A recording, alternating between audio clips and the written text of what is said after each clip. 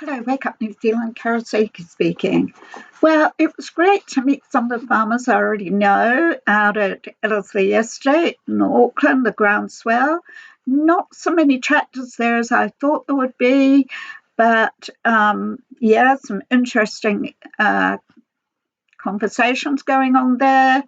And I listened to the climate change bullshit that came out of a couple of farmers' mouths, and I was really saddened by that. And why do I say that? Because although I'm no climate scientist, I do my research, and a lot of that research is really easy to understand. So whether people know this or not, IPCC, that UN nation states, New Zealand, all over the world, they rely on what is called the Keeling curve. Now, the Keeling curve was introduced in 1958, and there's an observatory on on the high side of a volcano in Hawaii that actually measures the CO2 in the atmosphere globally. And it is critical. It's reported on IPCC report that it is critical for all climate change monitoring. Chemicals in the atmosphere, CO2, etc., etc. So they absolutely rely on it. So the information I found, but from IPCC, this is their own information. They said IPCC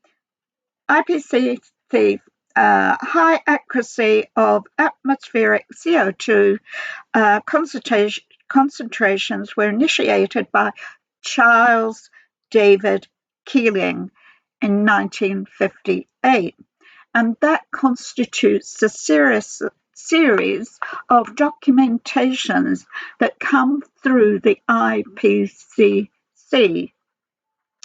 The composition of the atmosphere, the chemicals in the atmosphere, all chemicals. So they rely totally on this Keeling curve of 1958 still.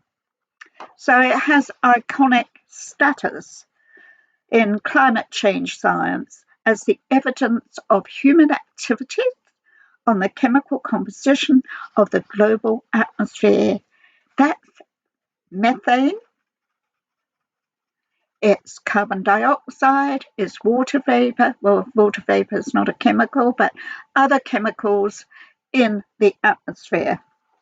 So Keeling's measurements on the global CO2 are used effectively today and record the burning of fossil fuel to record fossil fuel emissions, demonstrate long-term changes in the exchange of CO2 between the atmosphere, the biosphere, and the oceans. The Keeling curve is necessary in all IPCC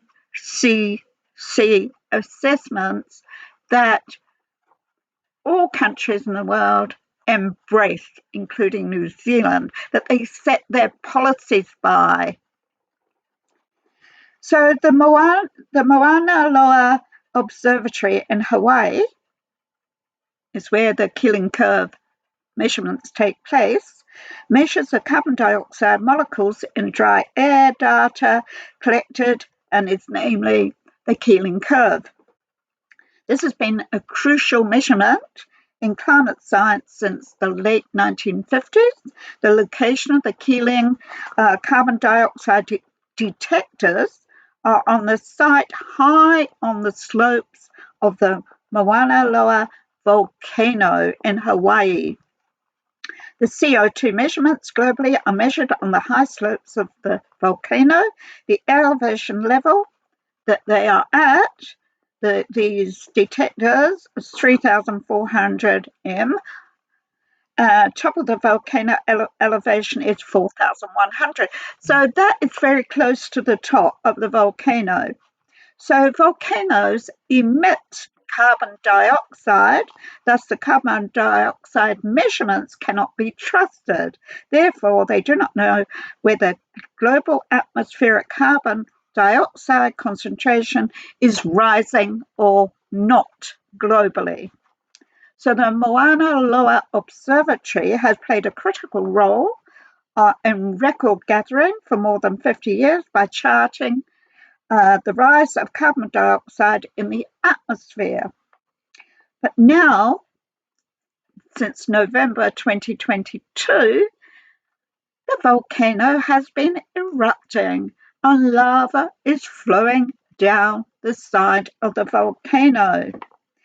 It cut access to power to the site, halting critical monitoring of climate change, of CO2. Detailed record taken since the late 1950s, says Ralph Keeling, son of David Keeling, who is the director of the CO2 program at the Scripps Institute of Oceanography. He said, of all the evidence scientists have collected about our planet's health, none is more important than the long-running climate record gathered at the lonely post at the top of Hawaii's volcano Mauna Loa, saying it plays a critical role in understanding global climate change by charting CO2 in the atmosphere globally. It's reported that Mauna Loa Observatory is the world's foremost monitoring site for carbon dioxide and other altering greenhouse gases. CO2 monitoring has now been put on hold. Peter Tance, former scientist with NOAA Global Monitoring Laboratory, stated, there is no other CO2 monitoring site with the same advantages as this observatory in Hawaii. It's the world's foremost observatory for greenhouse gases. This has caused climate scientists huge concern. He also said that Mauna Loa record loss increases uncertainty of relationships of tracing CO2 and drought and other climate anomalies on a seasonal and annual basis. What climate scientists measure is about the sum of all predictions wrapped up in an erupting volcano going up in ash and lava flowing down the side of the volcano. The Mauna Loa eruption of 1855 began in a similar location and sent lava flowing down the side of the volcano that lasted 6 months. It's reported the prospect of similar long pause in operation makes efforts to establish interim solutions all more critical. So they've got no solutions right now. For now, seismic activity is continuing beneath the currently active fissure, according to the US Geological Survey. The ground continues to rumble because magma is still rising up into it. When it will stop is anyone's guess. And so, on average, it erupts every 6 years. This is what it says. But IPCC climate change report was released on the 20th of March this year. The global stocktake under the UN framework of Convention on Climate Change, the IPCC 6th assessment report, the measuring of carbon dioxide in the air globally, where methane emissions are highly significant to climate change. A US Geological Survey government update reported that Mauna Loa volcano has fast-moving lava flows that happen on average every 6 years. Since 1843, it's erupted 33 times. But IPCC scientists state that the observatory on the volcano is crucial in measuring carbon dioxide globally, greenhouse emissions, chemicals in the atmosphere. People, surely this is enough proof that you're being told a whopping ficking porky. This is about control of population. It's about the dilution of sovereign nation states, countries, for globalization. It's a one world corporate structure of stakeholder capitalism. It's stakeholder capitalism replacing the free market economy. Stakes, everything's at stake. Free market, you freely have a choice. So this is destroying the farmers, destroys small businesses, all for corporate capture.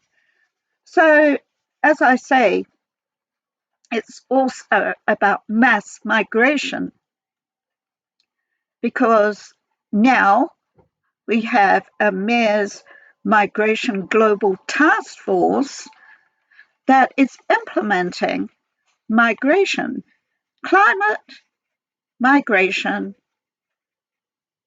climate crisis migration into cities worldwide through Mayor's Migration Declaration. And that was established by Global Mayors Task Force, Mayors Mitigation, in December 2018. And that is the collaboration of the UN Global Compact on Migration that Peter signed in December 2018 and the New York Refugee Declaration of 2016.